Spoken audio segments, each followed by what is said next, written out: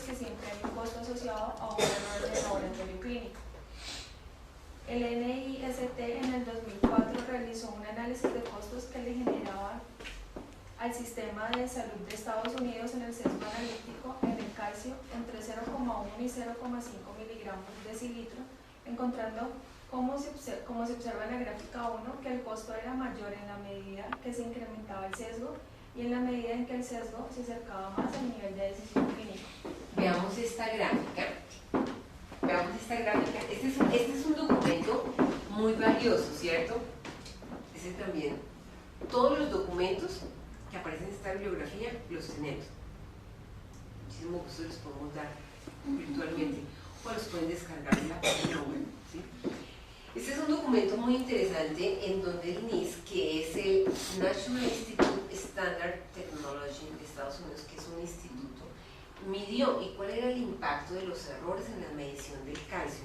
Entonces, miren, acá nosotros tenemos unas convenciones en fucsia, tenemos los resultados que estaban entre 9,9 y 10 miligramos por decilitro. En verde los que estaban entre 10,3 y 10,4. En amarillito los que estaban entre 10,1 y 10,2. Y en morado los que están por arriba de 10,5. ¿no? En donde tenía mayor impacto el sesgo, ¿cierto? El sesgo tenía mayor impacto acá. Cuando el nivel de decisión clínica del calcio, ¿quién lo recuerda? De 8,5 a 10,5. Entonces, obviamente, entre más se acercara el sesgo, acá, en esta concentración mayor va a ser el impacto. Si yo tengo un sesgo de 0,1, por ejemplo, acá, si tengo un sesgo de 0,1, acá, ¿en dónde impacta más? En donde me va a cambiar acá el nivel de decisión clínica. Entonces, acá, de 9,9 a 10 es posible que no afectara tanto, no impactara tanto. Pero si el sesgo está en este nivel de 10,1 a 10,3, acá sí se está acercando al nivel de decisión clínica. Si está acá de 10,3 a 10,4, un sesgo de 0,1 lo puede poner ya acá en 10,5, o sea, lo puede poner al borde de ya de una concentración patológica, una hipercalcemia. Y si está acá en 10,5, está en el nivel de decisión clínica. Es decir, que un sesgo de 0,1 aquí me puede significar que yo ya no es 10,5, sino es 10,6, se salió del intervalo biológico de referencia y por tanto el paciente ya se le debe hacer algo más. ¿Qué se le debe hacer, cierto? Entonces el NIST hizo el estudio, entonces decía, si el resultado está acá, miren cuál es el impacto. Pero eso es si el sesgo es 0,1, pero si el sesgo ya no es 0,1, sino es 0,3, ¿cierto? 0,3 obviamente, si es 0,5 el sesgo, entonces ya es mayor, y entonces el impacto en términos de costos era mayor. Entre más cercano está el sesgo en el nivel de decisión clínica, pues mayor va a ser el impacto en términos de costos. Es decir, que las organizaciones de salud de los Estados Unidos le costaban 700 veces más un sesgo alrededor de 10,5 que un sesgo alrededor de 9,9. Claro, porque si el sesgo es de 0,5 a 9,9, todavía sigue cayendo en el intervalo biológico de referencia y no se va a cambiar la conducta clínica a seguir. El médico le va a decir, no, está dentro del intervalo normal de referencia, entonces no le hago nada. Pero claro, entre más cercano esté ese sesgo, cercano al nivel de decisión clínico, entonces eso me va a costar más. ¿Por qué? Y el estudio que hizo el NIST es que, ¿cuáles eran los costos? Porque entonces, si el calcio estaba muy cerca, el sesgo estaba acá, ¿cierto? Entonces el médico le decía al paciente, no, hágase otra vez otra prueba. Entonces ese era un costo, otra prueba de calcio. Algunos decían, no, yo de una vez le ordeno una PTH, ¿cierto? Y entonces una PTH cuesta más que una medición de calcio. Y algunos decían, yo lo mando a unos rayos X de tórax, ¿cierto? O a una tomografía de la tiroides. Entonces le va a costar muchísimo más. Y miren acá una cosa y un ejercicio que tenemos que hacer nosotros, que vamos a hacer hacia el final del curso, pero un ejercicio es que ¿por qué es tan importante control? ¿En dónde controlo el desempeño. El desempeño se tiene que controlar cercano a los niveles de decisión clínica, porque ahí es donde genera el mayor impacto. Miren, un ejemplo perfecto de eso es este estudio del NIS. Si el sesgo es de 0,5 miligramos por decilitro, le cuesta muchísimo más que si es cercano al nivel de decisión clínica, que si está por debajo del nivel de decisión clínica. Porque obviamente va a cambiar la interpretación del resultado de la medición. Entonces, por eso es que nosotros en dónde tenemos que controlar el desempeño de las pruebas, cercano a los niveles de decisión clínica. Ese es un ejercicio que nosotros luchamos por hacerlo acá, pero es una de las primeras cosas que el laboratorio debería hacer. ¿Usted está controlando los niveles de decisión clínica? Muchas veces vemos que no, ¿cierto? Pasa un poco en materiales de control ahí, pero no controla los niveles de decisión clínica. Y los niveles de decisión clínica sí pueden ser comunes, algunos, ¿cierto? Pero dependiendo, por ejemplo, de los laboratorios que quedan en hospitales, pues tienen que tener mayores niveles de decisión clínica que un laboratorio de solamente pacientes de consulta externa. Precisamente porque en un laboratorio de un hospital, pues lo usual no van a ser los intervalos biológicos de referencia, ¿cierto? Lo usual es que los resultados van a ser patológicos, ¿sí? Entonces ahí el laboratorio tendrá que controlar otros niveles de decisión. Incluso el tipo de hospital, un hospital donde se tiene neonato, Claro. el nivel de decisión clínica de la quincena es muy distinto al el nivel normal, incluso, que la decisión allí es diferente. Claro, sí, exactamente. Entonces uno tiene que empezar a apoyar al laboratorio. Uno apoya el laboratorio, pero la voluntad tiene que ser del laboratorio, porque es el laboratorio el que tiene que determinar cuál es el nivel de decisión clínica para cada una de las magnitudes que cuantifican el laboratorio. Y un ejemplo concreto de esto es que miden el impacto, ¿cierto?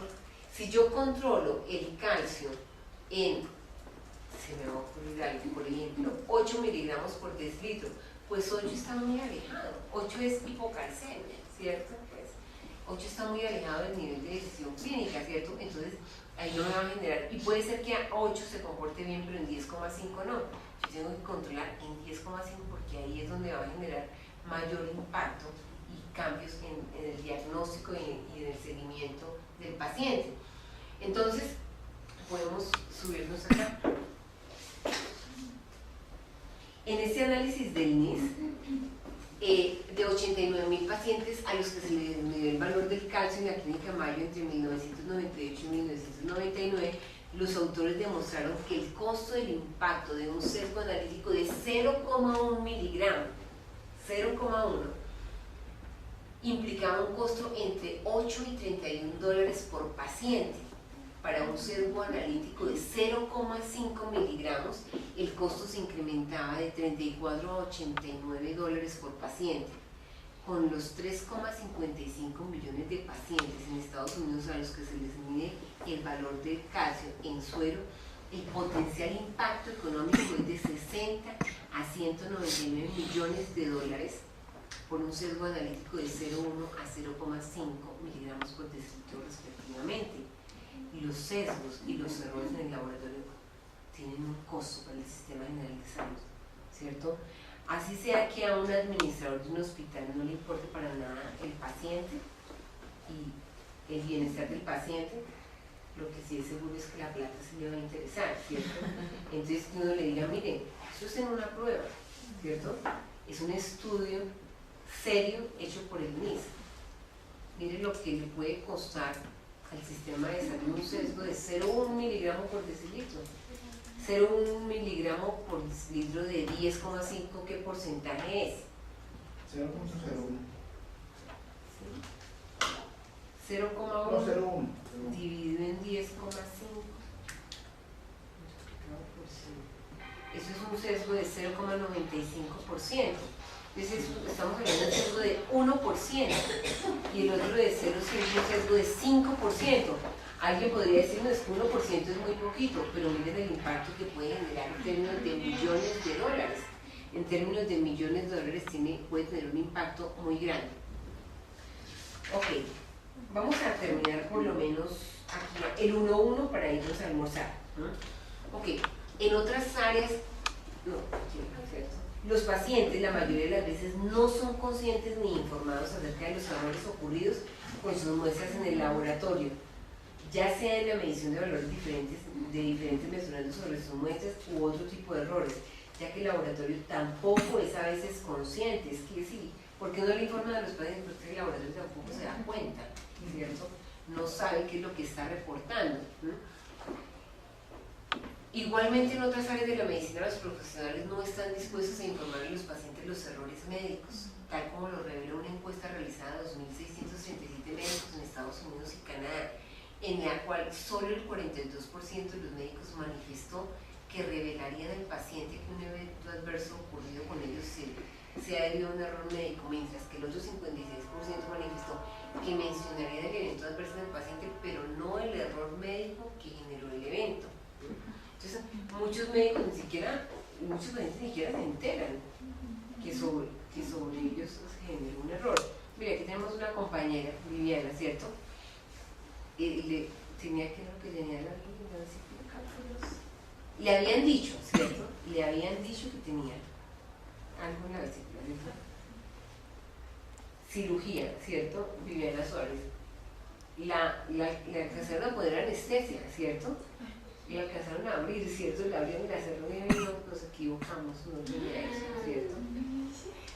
O sea, eso es más común de lo que uno piensa, ¿cierto? A veces, ahora, hay algunos que le reconocen al paciente, pero miren, o sea, esto es un estudio publicado de una encuesta que decía un alto porcentaje de los médicos, yo ni le digo nada al paciente, el paciente ni siquiera se entera.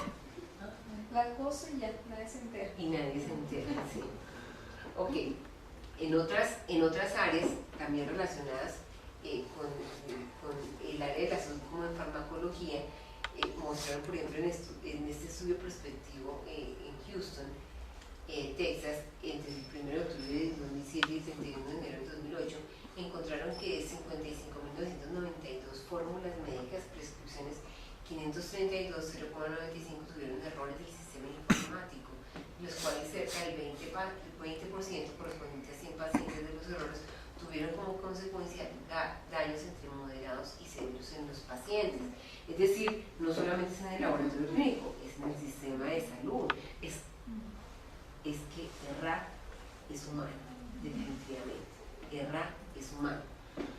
La escasez y la heterogeneidad de los estudios publicados sobre errores de laboratorios clínicos muestran diferentes formas de recolectar la información, intervalos diferentes de tiempo y a diferentes áreas de investigación en el laboratorio, lo cual ha generado grandes rangos en los errores reportados en el laboratorio, que varían desde 214 a 8.316 errores en los resultados del laboratorio clínicos encontrados entre 900 y 2.074 pacientes. El método utilizado para la recolección de los datos impacta la prevalencia. ¿Cómo va a determinar usted los errores? Porque el paciente se queja. Eso puede ser un método, ¿cierto? Pero a veces los pacientes no se quejan. Y entonces, ¿qué es? Pero entonces, ¿y en dónde pongo la queja? Ah, no, yo no sé, usted mirará a ver, ¿cierto? Si tampoco se facilita la forma de poner la queja, pues eso puede influir en estos resultados.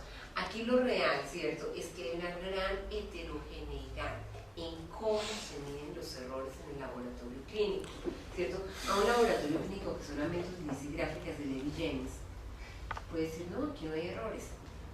Y si las hace adicional mal, no es que las gráficas de Levy James no sirvan para nada, pero si las hace mal con una descripción que no corresponde a su comportamiento, su nivel del inserto, y a muchos errores que pueden decir, no, aquí no hay errores, ¿cierto? Si se basa en eso.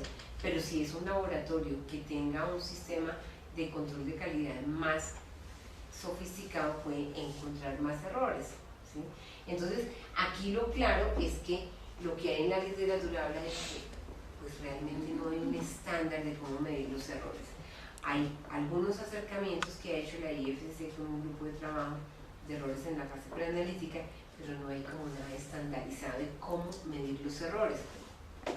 Según este reporte técnico ISO 22367, ISO 22367 es otro documento que está referenciado en la referencia número 12, ¿sí?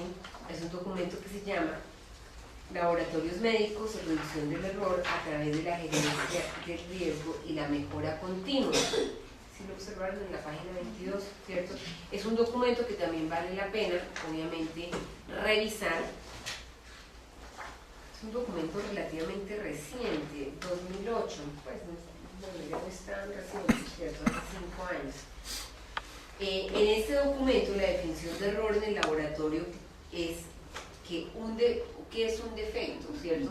Dice error, ¿qué es un error de laboratorio? Es un defecto que ocurre en cualquier parte del ciclo de laboratorio, desde que el médico ordena la prueba hasta que reporte los resultados y se interpreta adecuadamente y se genera una conducta a seguir sobre ellos, ¿no? Eso es un error según ISO 22367. En la era de la calidad y del cuidado de la salud central del paciente, el estudio de cualquier efecto adverso y sus causas debe motivar la necesidad de investigar cualquier error que pueda ocurrir en el proceso total de la medicina de laboratorio y que pueda tener un impacto negativo en el paciente. Aunque todo el ciclo del laboratorio involucra 5 fases, ahí me faltó la S, ¿cierto? El diseño de la calidad en un laboratorio debe empezar con la calidad analítica, porque esta es la característica esencial de calidad de cualquier prueba de laboratorio, y a menos que la calidad analítica pueda ser alcanzada, ninguna de las otras características importa, según el doctor James Westphal. Y por eso es relevante que nosotros sí también nos concentremos en la fase analítica, sin desconocer que tendremos que buscar mecanismos para controlar la calidad de la fase preanalítica, preanalítica, post y post-postanalítica. Según el documento publicado por Ceci y Odún, Error Checking in the Clinical Biochemistry, seguimiento del error en un laboratorio de bioquímica, de un total de 1.189 errores reportados en un año, el 82%, 82,6% correspondían a causas humanas y solo el 4,3% a causas técnicas. O sea, errar es humano, ¿cierto? O sea, sí, errar es humano. En este estudio realizado por Ceci y Odún se reporta que se generó un error por cada 142 pacientes y un error por cada 1.223 pruebas. Y aunque tanto en este documento como en otros se atribuye el mayor porcentaje de errores a la fase preanalítica, también es claro que si los errores de la fase analítica se registraran basados en el error total máximo permitido como expresión de los límites analíticos de desempeño, el porcentaje de error de la fase analítica se incrementaría significativamente, ¿sí? Claro, en la literatura siempre aparece que el mayor porcentaje de errores es en la fase preanalítica, porque esos son más fáciles de contar, es más fácil de controlar. En la fase analítica no se detectan porque ni siquiera se ha determinado cuál es el límite. Y también en qué tipo de centros están determinados, porque lo que puedo ver por ejemplo en el laboratorio Plebani, sería interesante ver, creo que los argentinos hicieron hace poco un estudio y decían que bueno, que el doctor Plebani sería en su laboratorio, porque la fase analítica tenía grandes problemas y no como se expresa en Plebani, que todo el mundo lo asume así, que el problema ahora es en la fase preanalítica. Nosotros en nuestra realidad no le hemos medido. Claro, no se mide, o sea, ¿cuántas glucosas se entregan que superen el error de medición de 10%, que es de lo más amplio? ¿Quién lo mide? No los han contado. Por eso aparecen como que no reportados tantos errores en la fase analítica, pero si se pone a ver cuántos sodios con errores superiores de medición a 5%, seguramente muchos, y todos esos son errores, obviamente, que no se cuentan porque la fase analítica todavía aún es poco controlada. Todavía hoy es poco controlada. Ok, y aquí entonces vamos a ver unos errores frecuentes en la fase preanalítica. Esto es de lo que nosotros hemos ido encontrando de errores comunes y reportados en la literatura. En el numeral 1.2 tenemos errores frecuentes en la fase preanalítica, en el numeral 1.3 errores frecuentes en la fase preanalítica intralaboratorio, en el numeral 1.4 errores frecuentes en la fase analítica, en el numeral 1.5 errores frecuentes en la fase postanalítica, en el 1.6 errores frecuentes en la fase post-postanalítica y en el numeral 1.7 indicadores de calidad. Entonces estos son como ya como para que nosotros miremos y encontramos más y para, por lo menos los contemplemos. Aquí en el numeral 1.7, esto que mencionamos como indicador de calidad es lo que realizó el grupo de trabajo, que también está incluido el doctor Clavani, World Group Labs, ¿cierto? Laboratory Pre-Analytical. Es un grupo de trabajo que está trabajando en errores en la fase preanalítica. Ellos que dicen que es un indicador de calidad, dicen un indicador de calidad es la información cualitativa o cuantitativa asociada a un evento puesto bajo observación, que es capaz de evaluar sus cambios durante el tiempo y verificar el logro de las metas de calidad definidas con el fin de tomar las decisiones alternativas correctas. Vamos a ir a almorzar y vamos a regresar sobre este concepto de indicador, porque miren, una de las fallas que uno tiene cuando tiene un sistema de gestión de calidad es que no selecciona bien los indicadores de los objetivos de calidad. Entonces yo digo, yo quiero llegar a esa pared, ¿cierto? Ese es mi objetivo de calidad. Digo, ¿y cuál es el indicador? Entonces el indicador es la intensidad de luz, pues, que ese indicador no tiene que ver con el objetivo. Una de las cosas, de los retos cuando uno tiene un sistema de gestión de calidad, es que el indicador del objetivo de calidad realmente sea coherente con el objetivo. Entonces uno dice, ¿cuál es su objetivo? Entonces uno dice, mi objetivo es ahorrar para un carro. Entonces, ahora, ¿cuál es el indicador de que usted está caminando hacia ese objetivo? Entonces dice, el indicador va a ser cuántas veces al mes me levanto después de las 6. No, ese indicador no tiene que ver con el objetivo de calidad. Establecer indicadores de calidad no es tan fácil. Cuando uno va a ver, ¿cierto? Dice, pero ese indicador realmente no le indica si usted está caminando o no hacia ese objetivo. Ahí tenemos una dificultad. El laboratorio clínico, al profesional del laboratorio clínico, no le enseñan a hacer indicadores de objetivos de calidad. No está en su formación, ¿sí? Entonces, por eso a veces controla, pero no sabe ni qué controla, ¿cierto? No sabe ni cómo controlar. Cómo llegar, o sea, implementar sistemas de gestión de calidad no está usualmente dentro de los programas académicos de la formación del profesional del laboratorio clínico. Esto es fundamental, entonces yo tengo que mirar acá. Mi objetivo es que la glucosa no supere el 10% de error de medición. Entonces, ¿qué me indica a mí que yo estoy cumpliendo con ese objetivo? Tengo que tener unos indicadores que me pongan eso, ¿cierto? Entonces, si el indicador no es el adecuado, pues la glucosa se me va a salir del 10% y yo ni siquiera me voy a dar cuenta, ¿no? Seleccionar adecuadamente los indicadores de los objetivos de calidad es uno de los grandes retos cuando uno implementa un sistema de gestión de calidad. Ok, vamos a dejar ahí y vamos a almorzar y regresamos. Bueno, yo soy bacterióloga especialista de producto. Actualmente soy la coordinadora de soporte técnico de Quick. Entonces vamos a estarlos acompañando en este curso de control de calidad junto con la doctora Ida Porras. Nosotros desde hace un tiempo decidimos trabajar con un material que es el libro que tienes en tu puesto, y con este libro está como todo nuestro compendio en control de calidad. O sea, eso es como la guía de nosotros para hacer el curso de control de calidad.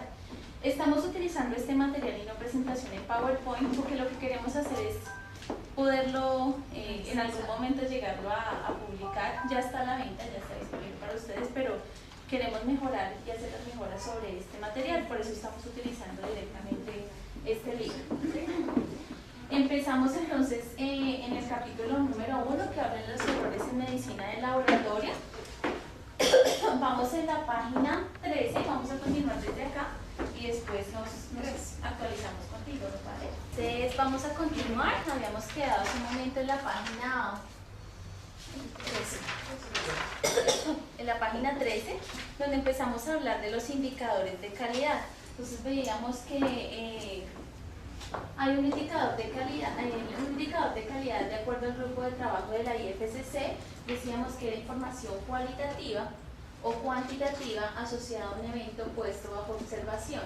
Dice que es capaz de evaluar sus cambios durante el tiempo y verificar el logro de las metas de calidad definidas con el fin de tomar decisiones y alternativas correctas. Hace un momento veíamos que cuando nosotros hablamos de sistemas de gestión de calidad, hablamos de indicadores. Básicamente, ¿qué es un indicador? Un indicador es información, pero información que nos permita tomar decisiones o alternativas, o sea, hacer acciones correctivas, acciones preventivas o hacer mejor.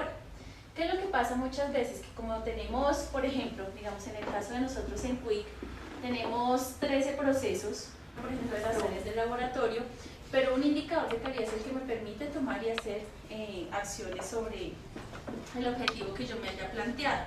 Hay otra definición en el tercer párrafo, perdón, que es la definición del Ministerio de Protección Social de Colombia, en donde en el boletín número 5 del Observatorio de Calidad describe un indicador de control de calidad, dice como una medida indirecta de la calidad que sirve para identificar áreas de mejoramiento y monitorizar los procesos de mejora de la calidad. O sea, básicamente lo que nos dice es una medida, es un dato que nos permite tomar acciones. En la página 14,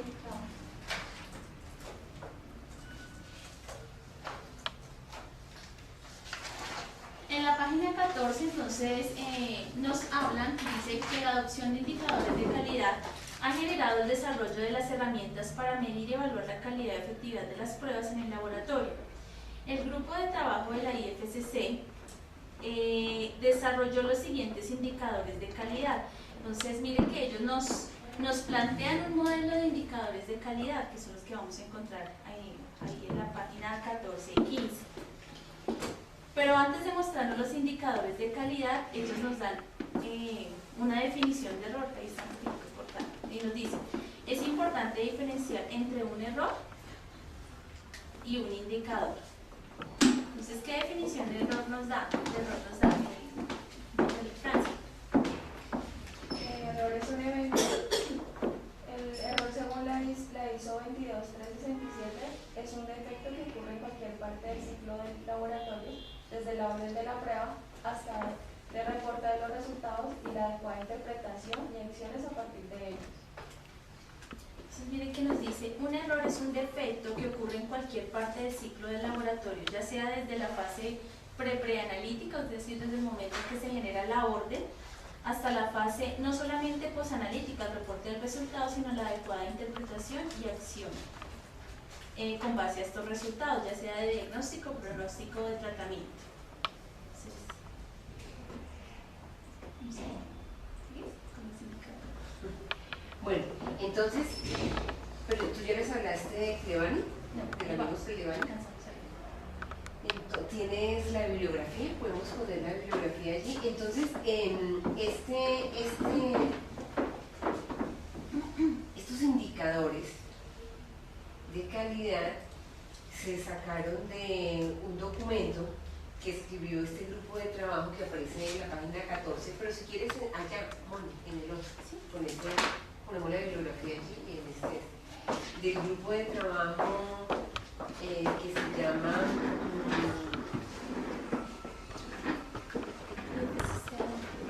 Laboratory Errors and Patient Safety, ¿sí? Ese working group que aparece en la página 14. Lo vamos un poquito.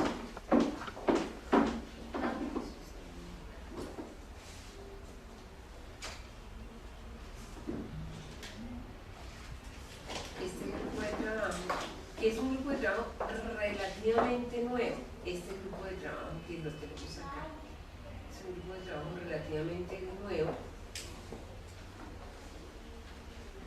Por supuesto, ahí está el doctor Mario Clevani dentro de ese grupo de trabajo. Entonces ellos hicieron este ejercicio, y es que mandaron estos indicadores a varios laboratorios en el mundo. En Latinoamérica solamente participó Argentina, como con 2 laboratorios. Ya buscamos el documento para que lo veamos. Entonces ellos de la fase preanalítica sacaron estos indicadores. Entonces ellos dijeron, Indicador 1. El número de solicitudes con información clínica dividido en el número de solicitudes totales. ¿Sí? Les decía, un indicador de calidad de la fase preanalítica es que el médico coloque alguna información clínica cuando ordena la prueba a cuantificar en el paciente. Indicador 2, número de solicitudes apropiadas dividido en el número de solicitudes totales, todo en términos de porcentajes. Desde la parte preanalítica, pero de solicitud de ingreso a la orden, número de solicitudes sin identificación del médico dividido en el número de solicitudes totales igual. El indicador 4, número de solicitudes ilegibles. Digamos que eso está desapareciendo porque ahora casi todo está sistematizado y entonces, bueno, no sé, no tanto, no en todas las áreas. Creo que en una oportunidad leí un artículo de Sudáfrica donde hace un estudio de errores, impacto del llenado y del correcto, voy a decir, definición de la prueba en la seguridad del paciente. Y en Sudáfrica, que estamos hablando del cuerno de África, el impacto era tremendo en los errores, pero en errores finales al paciente. O sea que no solo Latinoamérica, Sino en África. Sí, también. Quizás en Europa. Y en Santa Clara, y Bogotá. Bueno. 5. Número de solicitudes con errores en la identificación del paciente y el número de solicitudes totales. 6. Número de solicitudes con errores en la identificación del médico dividido en el número de solicitudes totales. 7. Número de solicitudes con errores en el ingreso de los resultados.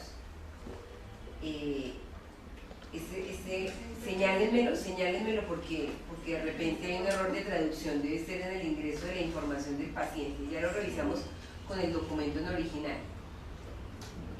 Desde la fase preanalítica, pero en la etapa de identificación, recolección, manejo y transporte de muestras, 8. Número de muestras perdidas, no recibidas. 9. Número de muestras recolectadas en recipiente inadecuado. 10. Número de muestras hemolizadas. 11. Número de muestras coaguladas. 12. Número de muestras con volumen insuficiente. 13. Número de muestras con proporción inadecuada, sangre anticoagulante. 14. Número de muestras dañadas en el transporte. 15. Número de muestras inadecuadamente marcadas.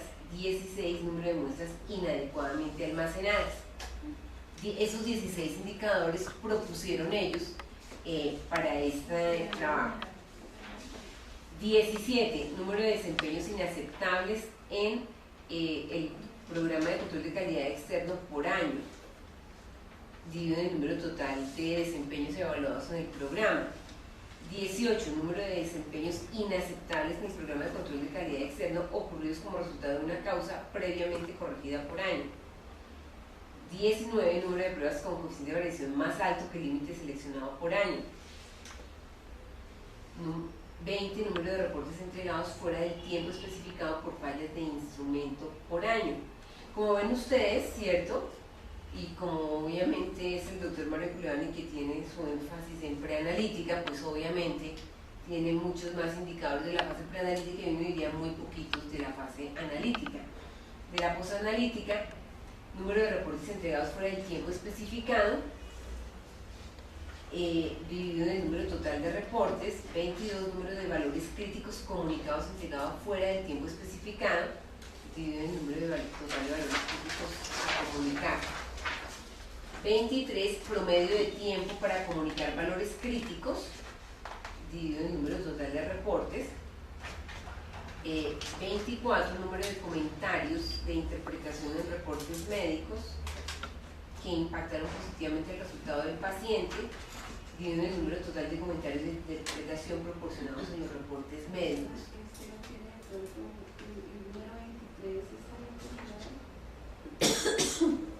Por el promedio. Es posible que haya algo en la traducción porque sería como tiempo para comunicar, ¿no? Tiempo. Puede ser tiempo. Ya miramos el documento original que Mónica ya está buscándolo pero no lo encuentra. El 25. Número de guías realizadas en cooperación con los médicos por año. esos 25 indicadores generaron ellos. Ahorita les mostramos los resultados. Los resultados no son tan chéveres, ¿cierto? Los resultados son así como bien pobres, pero a mí me parece interesante dos cosas. Que bien podríamos nosotros hacer algo local, ¿cierto? Con estos mismos 25 indicadores y de pronto agregarles algunos a la fase analítica y post-analítica, porque ellos están muy concentrados en la fase analítica, ¿no? Y comparar un poco con lo que ellos obtuvieron. Lo que ellos obtuvieron, como van a ver, es pobre, es muy pobre. Podemos poner como la pantalla completa, ¿no? Para mirarlo, porque pues hay algunos laboratorios que no reportaron y generan unas pocas respuestas que enviaron de esos 25 indicadores. No todos enviaban los indicadores, pero bueno, es una base. Además, lo hizo un grupo de trabajo de la IFCC, ¿cierto? Entonces es un parámetro. Uno podría decir, pues yo podría poner mejores indicadores, ¿no? Pero pues igual no somos el grupo de trabajo de la IFCC. Entonces uno bien podría plantear, como decir, bueno, invitemos, ellos no invitaron a los laboratorios. Nosotros uno bien podría hacer un estudio local, ¿cierto? De 10 laboratorios. Creo que ellos fueron algo así como 10, 15 laboratorios y no todos reportaron juiciosamente los indicadores. Entonces se podría hacer un ejercicio similar como para poderlos, como para poder mirar y bueno, y a nosotros cómo nos da estos errores, ¿no? 9 laboratorios participantes en el indicador 4, 6, en el indicador 5, 8 laboratorios participantes, en el 6, 6 laboratorios participantes, en el 7, es que el 7 es A, B y C, ¿cierto? Ingresos porque omiten algún dato, porque le agregan algún dato, porque confunden otro, ¿cierto? En el 8, 8 laboratorios participantes, en el 9, 9 laboratorios participantes, en el 10, por ejemplo, 10 que no me acuerdo qué es, 3 y 8, en el 11, 6, en el 11, 3 y en el 12, 10 laboratorios. Subámoslo para mirar de los otros indicadores, Moni, ¿cuántos reportaron? 7, sigamos para ver hasta el número 25. Muy poquitos laboratorios, ¿cierto? O sea, uno dice, claro, ¿por qué? ¿Por qué publican eso? Pues porque Clevan es el editor de la revista, ¿cierto? Eso sí es fácil, porque él es el editor. Entonces, por ejemplo, en este, 3, 2, 1, ¿cierto? Muy pocos laboratorios participantes, ¿sí? Muy pocos juiciosos. Y entonces ellos, ¿qué hicieron? Entonces escogieron el rango de respuestas, ¿no? Pero sacaron un rango con 4 participantes, un rango con 2 es muy poquito. Sacaron media, mediana, ¿cierto? Y ellos generaron unos indicadores interesantes, súper interesantes. O sea, este planteamiento que ellos hacen de generar unos indicadores en términos de óptimo, deseable y mínimo, copiado un poco de las especificaciones analíticas de variabilidad biológica, ¿cierto? Lo copiaron, inaceptable y bueno, esto no me acuerdo qué significa. Entonces acá ellos establecen una fórmula pero lo establecen basado en este rango, esta medida y esta mediana, ¿cierto? Que podría ser parte del pecado que tienen actualmente los datos de variabilidad biológica, ¿no? Que son datos con muy pocos número de pacientes, que les faltó rigor y por eso entonces ahora está tan entredicho todos los datos de variabilidad biológica. Esto es lo mismo, ¿cierto? Podría uno determinar cuál es el indicador, por ejemplo, 19, ¿cuál es? Pruebas con coeficiente de variación más alto que el límite seleccionado por años sobre el número total de pruebas posibles. Bueno, acá no generaron ninguno, pero supongamos el 17. ¿Cuál es el 17? Número de desempeños inaceptables En el caso. control externo. Ok, entonces uno decir, por ejemplo, que va a generar un indicador solamente con 4 datos, pues no es válido, ¿cierto? Necesitamos generar unas especificaciones de calidad preanalítica para esos 25 indicadores con tan pocos participantes, pues no, ¿cierto? Pero de todos modos, este es un tema en que no hay mucha bibliografía, porque yo puedo tener todos mis indicadores en el laboratorio, pero no tengo una línea de base. Yo digo, por ejemplo, las muestras hemolyzadas equivalen al 1.6%, pero ¿con qué me comparo? ¿Está bien o está mal en un laboratorio de tantas muestras al mes? De pronto leyendo esto ya uno puede tener unos parámetros, claro, como o sea, otros laboratorios, sí. pero al menos... Claro, sí, es verdad, o sea, por eso a mí me pareció como interesante colocar los indicadores, con un grupo de laboratorios mayor participante se podría sacar realmente unos indicadores por el estado del arte, ¿cierto? Se podría sacar por el estado del arte. Entonces es un planteamiento de ellos que sería como interesante, ¿no? Pero obviamente a partir de estos límites que ellos calculan acá como óptimos, deseables, mínimos, pues no, porque igual le falta peso estadístico, pero los indicadores me parecen chéveres. O sea, si bien pudiéramos nosotros hacer algún grupo, hacer algo, hace falta tanto por escribir en el laboratorio clínico. Pero tal vez los indicadores en la fase preanalítica y posanalítica es válido, pero los indicadores de la fase analítica son realmente muy pobres, muy O pobres. sea, yo no puedo decir que estoy con estos indicadores que estoy por lo menos asegurando al paciente, y porque no tienen, o sea, con tantas herramientas estadísticas, utilizar este indicador en la fase analítica es como yo no me la da piedra. Sí. Eso es porque obviamente el doctor Plan tiene un alto énfasis en toda la parte preanalítica y casi no sabe la analítica, ¿cierto? Pero como indicadores de la fase preanalítica, muy interesante, ¿cierto? Que podríamos... De pronto no le dan tanto peso, pues, pero les digo, yo soy poquito de control de calidad, no me pongan mucho cuidado. Pero generalmente lo que más impacta, por lo menos en mi institución, son la parte preanalítica y la parte del error. ¿Por qué? Porque las bacteriólogas son muy juiciositas en su control de calidad, uno hace su control de calidad interno, el externo, y mantiene muy controlada la fase analítica. ¿Sí? Lo que más tiene Es lo que creen. Es lo que creen, ¿cierto? Porque en general faltan criterios, ¿no? O sea, eso estábamos mirando un poco esta mañana que decíamos, claro, porque se supone que hay menos errores en la fase analítica, porque ¿quién ha contado la cantidad de glucosas que se entregan superando un error de medición del 10%? ¿Cierto? Si contáramos realmente, pero como en los laboratorios no se está calculando el error analítico con el que se entregan los resultados, si se contaran realmente serían salvajes, ¿sí? Porque cuando uno ve cuántos resultados de sodio se entregaron superando un error de medición superior del 5%, sería una cantidad. Pero los laboratorios, como el criterio de validación que tienen es que entre más o menos 3 desviaciones estándar, ¿sí?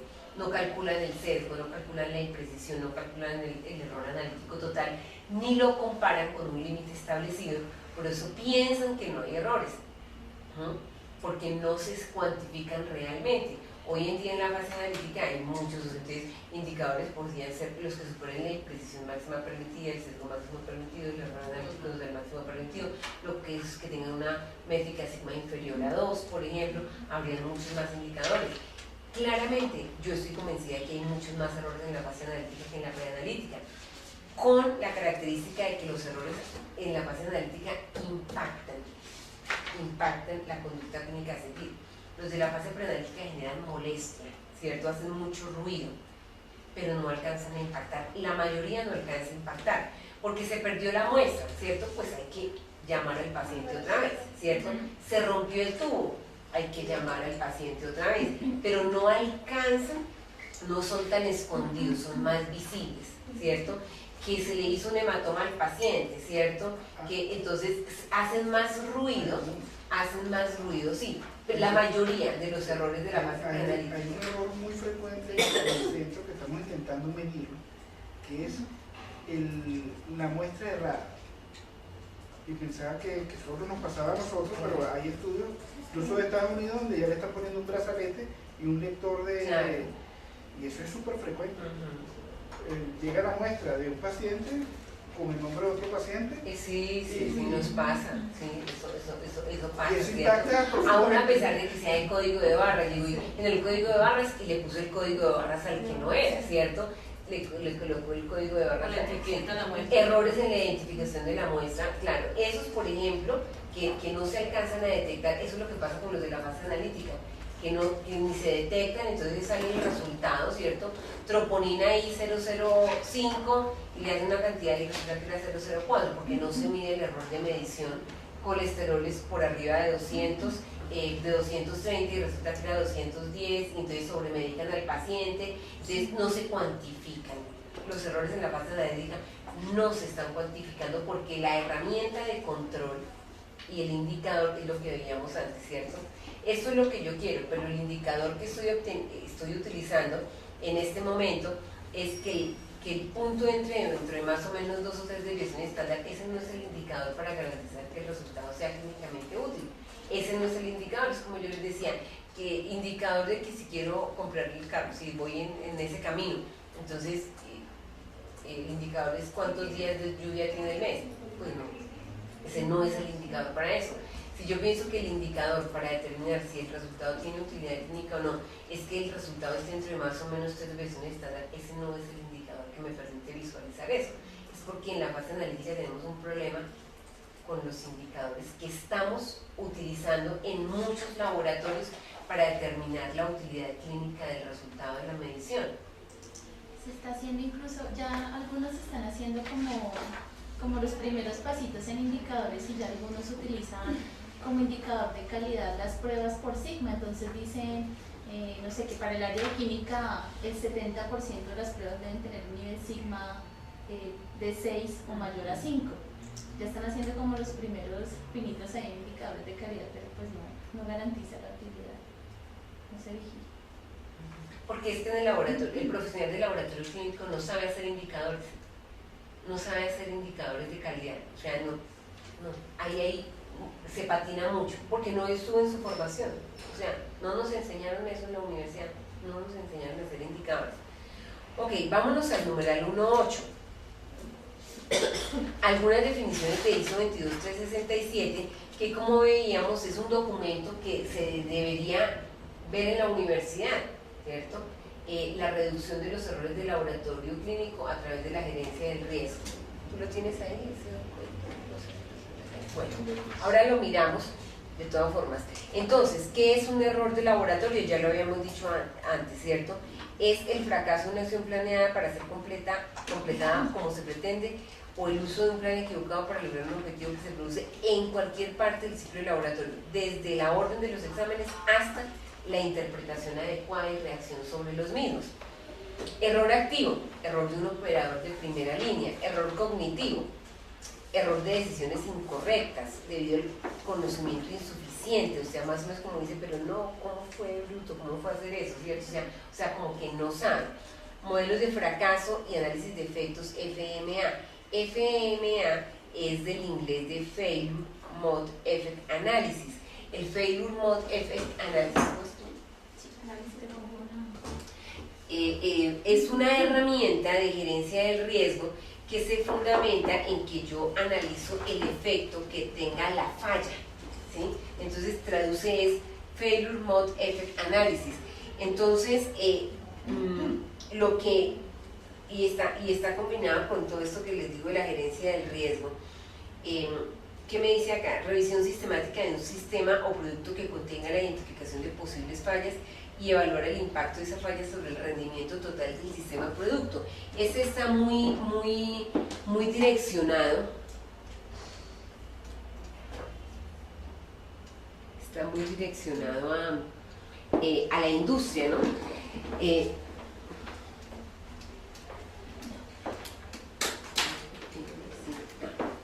Entonces, la idea es que yo miro la falla y digo, esa falla, ¿cuál es el efecto que tiene sobre el resultado final? ¿No?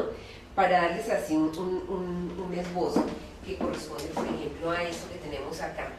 Entonces, en la tabla 1.1, ponemos la tabla 1.1, en la tabla 1.1 tenemos algunos errores que se pueden suceder en la generación de un resultado en la medición de un laboratorio clínico.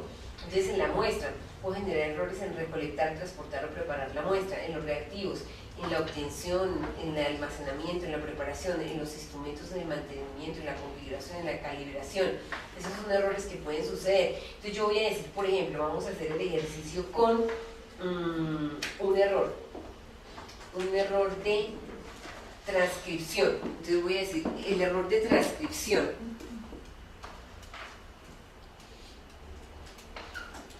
El error de transcripción vamos a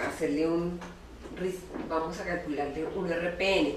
Y otro error, es un error de transcripción de la muestra y un error de transporte de la muestra. Un error de transporte.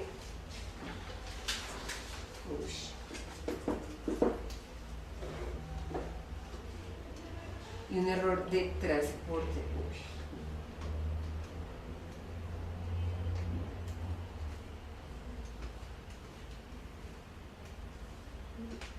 Es que estás poniendo la mano en el sensor. Estás tapando el... Ahí, ya. Un error de transporte. Vamos a ver cuál sería más grave. El risk management tiene obviamente toda una filosofía, pero en términos generales es que yo tengo 3 entradas. El peor número que le puedo colocar a algo está en la escala de 1 a 10. Entonces yo digo, un error de transcripción en una escala de 1 a 10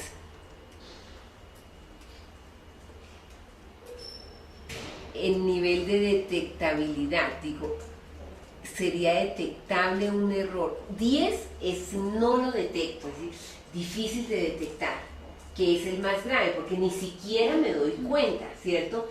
Un error en la transcripción de 1 a 10, ¿qué tan no detectable es? Un 10, pues hasta que no llega el resultado donde el médico no se da cuenta de pronto que es Podría hacerle una verificación antes, yo diría que por ahí un 8. Un 8, ¿cierto? O sea, es posible que yo lo pueda detectar, ¿cierto? Porque puedo hacer alguna cosa antes.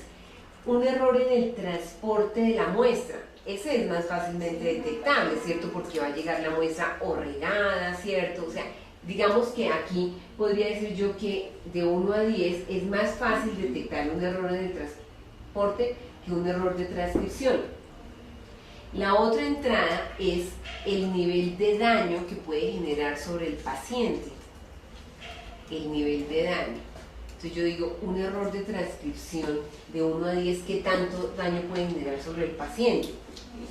10. Digo, brutus, le reporté lo que no era, lo medicaron o no lo medicaron, no hicieron nada con ese paciente y era una situación patológica. En el transporte, un error en el transporte, ¿qué tanto daño puede generar en el paciente? Pues no le tomo. No tanto, ¿cierto? Yo diría por ahí 2, ¿no? Será molesto para el paciente que vuelva a venir, pero daño del paciente, no. Y la otra entrada, la otra variable que se tiene en cuenta es la frecuencia, que esa es particular de cada institución, ¿cierto? ¿Sí? Bueno, ¿y qué tan frecuentemente sucede esto? Entonces uno dice, no, error de transcripción, ya han pasado varios, ¿cierto? O sea, eso ya ha estado pasando, han reportado, entonces yo digo, no, 10, voy a colocarle acá, no, eso está, mejor dicho, eso es lo que está pasando. Error de transporte yo podría decir, no, oiga, nunca pasa, ¿cierto? Nunca nos pasa eso, muy raro, entonces diría 2. Entonces yo multiplico esto, 8 por 10 por 10.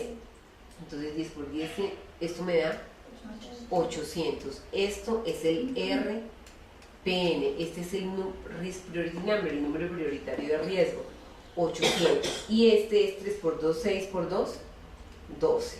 Entonces, ¿qué me indica eso? Que este sí es un error, este también es un error, ¿cierto? Pero yo ¿a cuál le debo poner mucha atención? A los que tienen un RPN mayor, porque los que tienen un RPN mayor son los más graves, de mayor impacto, ¿sí? Los que tienen RPN menores, sí, habrá que trabajar en ellos, ¿cierto? Pero si yo hago mi matriz de RPN con todos los errores que ubico en el laboratorio, yo debo empezar con los que mayor RPN tengan. El mayor RPN que yo puedo tener es 1000, porque sería 10, 10, 10, 1000. Y pues el menor sería pues 0, ¿cierto? En el caso de que no tuviera nada. Entonces, esta herramienta... ¿De 0 a 10 o de 1 a 10? ¿Perdón? ¿De 0 a 10 hay la calificación, la escala? De 1 a 10, de 1 a 10 realmente, sí, de 1 a 10. Entonces, en esto, toda la herramienta de gerencia de riesgo tiene otras cosas, del árbol de fallas y otras cosas que son interesantes, pero se fundamenta en el RPN. Yo digo, entre todos estos errores, ¿y por cuál empiezo? Dicen, errores es lo que hay, ¿cierto? Errores es lo que hay, ¿por cuáles empiezo? Entonces una sugerencia es esto, ¿cierto? Que lo tiene la guía ISO 22367, en disminución de los errores en el laboratorio a través de la gerencia del riesgo. Entonces, interesante me parece eso. Ok. Error latente, errores debido a factores estructurales que no están bajo control del operador. Ejemplo, equipos defectuosos, mal diseño, administración de la decisión o estructura de la organización. O sea, como que no es que, dice, vea, es que está latente ahí, o sea, es que ese equipo no sirve, ¿cierto? O sea, ya se sabe que ese equipo no sirve, o sea, es como que un error permanente de base con el que tenemos que cargar.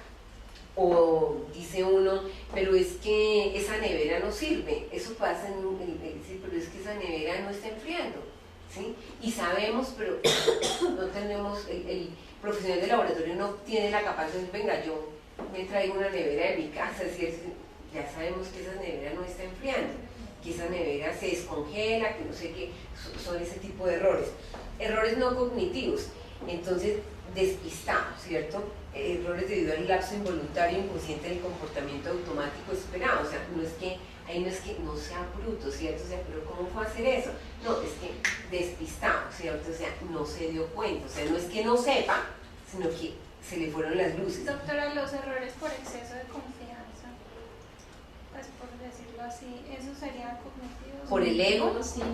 Por exceso, por decir algo que uno sabe que no se debe hacer y Pero por la claro, presión es igual cognitivo. lo hace. Eso será cognitivo, porque estás consciente Porque es de de lo que decisión, estás haciendo. tomaste una mala decisión. Bueno, entonces miremos acá un ejercicio. Los invito a que en la página 18 escribamos qué es un indicador y qué es un error.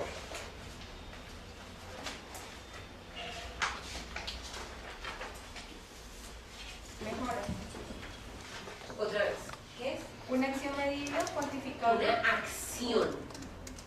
Medible o cuantificable que me ayuda a tomar una acción de mejora. Ok. Vamos a escuchar, ¿cierto? Una acción medible, pero no necesariamente es una acción, no necesariamente, pero sí estamos de acuerdo que es algo medible, ¿cierto? Maylene, ¿tú qué escribiste que es un indicador? Es una información cualitativa o cuantitativa que permite tomar decisiones de mejora.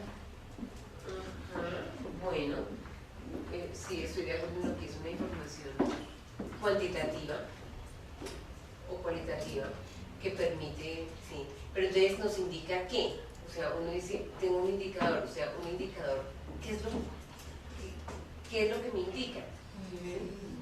¿Qué es lo que me indica? Eliana, ¿qué es un indicador? Una herramienta de medición que permite tener un panorama de la situación medida para toma de decisiones. Ok, sí. Marcel, ¿qué es un indicador? Como un método de medición de una situación, hecho, natural de un parámetro que permite evaluar su comportamiento frente a unas metas previamente definidas. Me gusta mucho. Me gusta mucho, sí. Adriana, ¿qué es un indicador? Por lo que es una herramienta para medir el desempeño en el logro de un objetivo que debe estar diseñado para establecer el nivel de avance hacia el objetivo propuesto, de forma de poder alcanzar un proceso de toma de decisiones. Ok, sí, tiene los elementos. Yailin. Yo creo que es una herramienta matemática que nos permite determinar si estamos alcanzando los objetivos planteados, permitiendo además tomar acciones correctivas de mejora. Otra vez, perdón. Es una herramienta matemática que nos ayuda a determinar si estamos alcanzando los objetivos planteados, permitiéndonos además tomar acciones de mejora. Ok, sí. Lo de herramienta matemática de pronto no necesariamente, ¿cierto? No necesariamente tiene que ser una medida estadística. Bueno, yo creo que herramienta cuantitativa o cualitativa para el seguimiento a un evento puesto bajo observación que me permite tomar decisiones correctas para un mejor desempeño. Ok, yo pienso que estamos como muy en sincronía con lo que es, ¿no? ¿Cómo le quito? Entonces, un indicador me tiene que indicar algo, ¿cierto? Pero sí, entonces estamos de acuerdo en que un indicador puede ser cuantitativo, es una medida cuantitativa o cualitativa, pero que me permite identificar si yo estoy caminando hacia el propósito, ¿sí? Sí, sí. Esta es una definición que podemos acuñar, ¿cierto? En términos generales, un indicador es una medida cuantitativa o cualitativa que permite identificar cambios en el tiempo, cuyo propósito es determinar qué también está funcionando un sistema de calidad, ¿cierto? Un sistema de gestión, de lo que sea, dando una voz de alerta sobre la existencia de un problema y permitiendo tomar medidas. Es decir, me indica si yo estoy yendo hacia mi propósito, que hay varias definiciones que les escucho a ustedes. O sea, voy hacia ese propósito, o sea, un indicador. Entonces yo digo, quiero comprar un carro. Entonces tengo un indicador. ¿Cuál sería un indicador adecuado? ¿Llueve o no llueve? No, ¿cierto? Juguemos un poco a generar indicadores para un objetivo concreto. Hagamos este ejercicio. Yo voy a decir, el objetivo es tal, y ustedes me van a decir indicadores. Entonces, comprar el carro. ¿Quién me ayuda a escribir allá? ¿Será que allá para sacar ahí? Comprar un carro. Entonces yo necesito comprar un carro en Colombia, porque en Venezuela vale mucha plata un carro. En Colombia entonces un carro, ¿cuánto? $15.000, bueno, más o menos, ¿cierto? Por ahí 15.000, supongamos. Entonces yo digo, necesito, o sea, quiero, o sea, mi objetivo es comprar un carro de $15.000. Comprar un carro de $15.000. Entonces voy a mirar, voy a generar indicadores de qué tanto voy caminando hacia esa meta o me voy alejando hacia esa meta. Entonces, digamos, lo que sí podrían ser indicadores y lo que no podrían ser indicadores. Entonces yo digo, el estado del tiempo, ¿está lloviendo mucho? No. ¿Cuántos días al mes llueve? No. No, ¿cierto? Eso no sería un indicador. ¿Cuánta plata tengo al final del mes ahorrada? Sí. ¿Sí? Entonces voy a mirar, ¿cierto? ¿Cuánta plata tengo ahorrada al final del mes? Entonces yo digo, tengo $1.000. Ok, es un indicador, dice, le faltan 14.000. Al siguiente me dice, tengo menos $2.000 porque me compré, yo fui de vacaciones y me endeudé. O sea, que se está alejando de su objetivo, Se ¿cierto? me acaba de ocurrir un indicador, pero solo para Venezuela. Número de entrevistas de trabajo que tengo en Colombia. Claro, 375 millones es lo que cuesta ahora un libro. No, sí, en dólares un carro pequeño, no camioneta, te sale que como $300.000. Sí, más o menos. Ay, no, Pequeñito. Por eso. Ni siquiera chino, pequeño, chévere. No, yo creo que están haciendo mal los cálculos. No.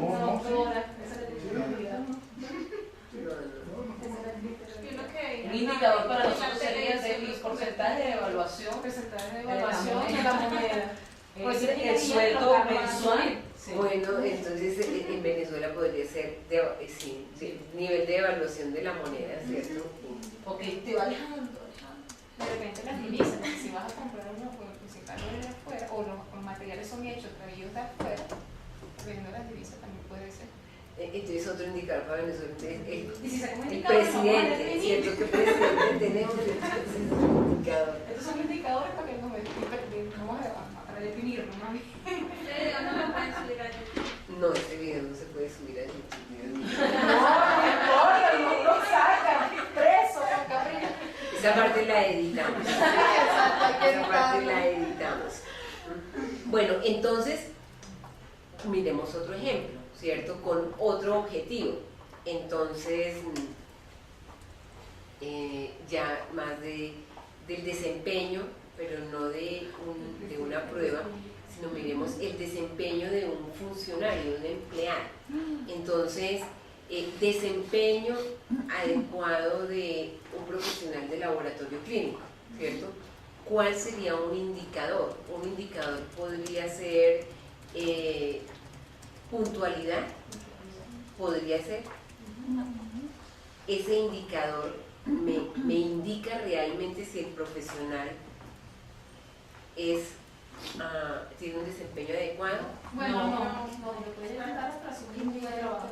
Ok, ¿cierto? Entonces, un mismo indicador sería, por ejemplo, si yo voy a medir el desempeño adecuado del profesional porque llega tarde o no llega tarde, de repente podría estar tomando una decisión equivocada, que es lo que nos puede pasar con las pruebas en el laboratorio clínico. Un indicador sí adecuado para el desempeño de un profesional de laboratorio clínico. El resultado de las evaluaciones técnicas, conocimientos, nivel de conocimientos.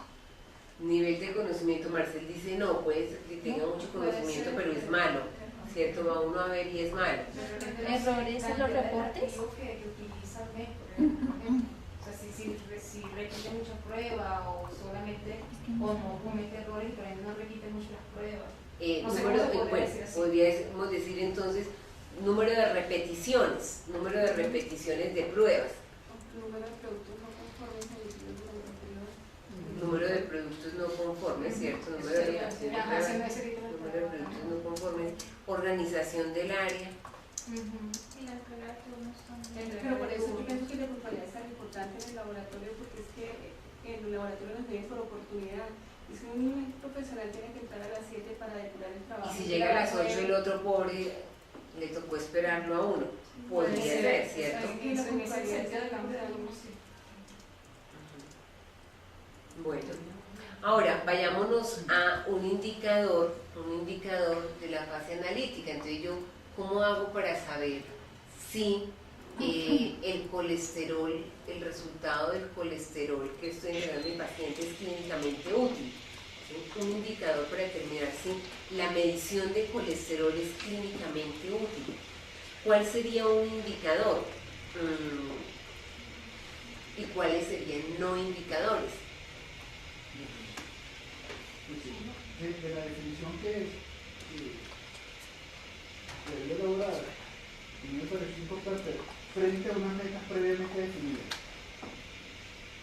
Si no tenemos bien definidas las metas, no sabemos qué indicador vamos a aplicar. Eso quita un poco al ejemplo del funcionario.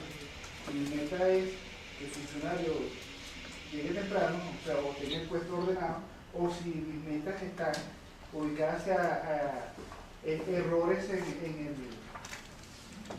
en su producto final o hacia la producción. Porque puede decir el número de entonces, aplicando el colesterol tenemos que definir cuáles son nuestras Un metas. indicador sería que tenga una imprecisión superior al límite definido. Ese sería un indicador, ¿cierto? No es un resultado clínicamente útil porque la imprecisión de la prueba es superior al límite establecido. Que el sesgo sea superior al límite establecido, ¿cierto? Que el error total de medición sea superior al límite establecido. Que la métrica sigma de la prueba sea inferior al límite establecido. Hay no superior, sino inferior. No indicador, ¿qué sería? Que pasó controles, ¿cierto? O sea, pasó controles, pero ¿cómo dieron? ¿Quién sabe? ¿Cierto? Eso no es un indicador. Procesamiento de controles controles. afectados, aprobados entre el número de controles procesados. Sí. O sea, el hecho de procesar controles no implica que la prueba se está comportando con utilidad clínica. Área de trabajo impecable no es un indicador para que decir que el colesterol es clínicamente útil. Área de trabajo estéril, ¿cierto? Eso no sería, ¿cierto? Un indicador para eso. Bueno, entonces, más o menos esta es la idea, ¿cierto? Con frecuencia nosotros colocamos como indicadores cosas que no son indicadores y por eso, o sea, lo digo por experiencia, ¿cierto? Nosotros aquí nos pasa, no es tan fácil uno determinar. Cuando uno tiene su sistema de gestión de calidad, entonces uno dice objetivos de calidad. El objetivo es, por ejemplo, nosotros tenemos un objetivo de calidad y es atender los laboratorios que son usuarios de nuestros sistemas. Entonces, los especialistas de producto tienen que asistir a los laboratorios, ¿no? Para nosotros ese es un indicador, el cumplimiento del número de asesorías asignadas a cada laboratorio. Ese es un indicador. podría ser que el especialista vaya, pero solamente tome tinto en el laboratorio, porque necesariamente el hecho de que vaya no implica que está haciendo una labor, ¿no? Y nos ha pasado, ¿cierto? Un especialista, y me imagino que estás pensando en una institución, en una situación, ¿cierto? Un especialista, o sea, no salía de un laboratorio, ¿sí? Entonces uno pensaba que el laboratorio estaba súper bien, ¿sí? Pues como va tanto, pero cuando uno va a ver el producto, entonces faltaba definir los límites analíticos del error total, faltaba configurar las gráficas. Entonces el indicador, ¿cierto? En nuestro ejercicio acá no es qué tanto contacto tiene el especialista con el laboratorio, sino que ese, por ejemplo, sería un no indicador, ¿no? Nosotros todavía lo tenemos como un indicador, pero porque no hemos migrado eso, el indicador sería estableció Cumplimiento con los objetivos de la sesión.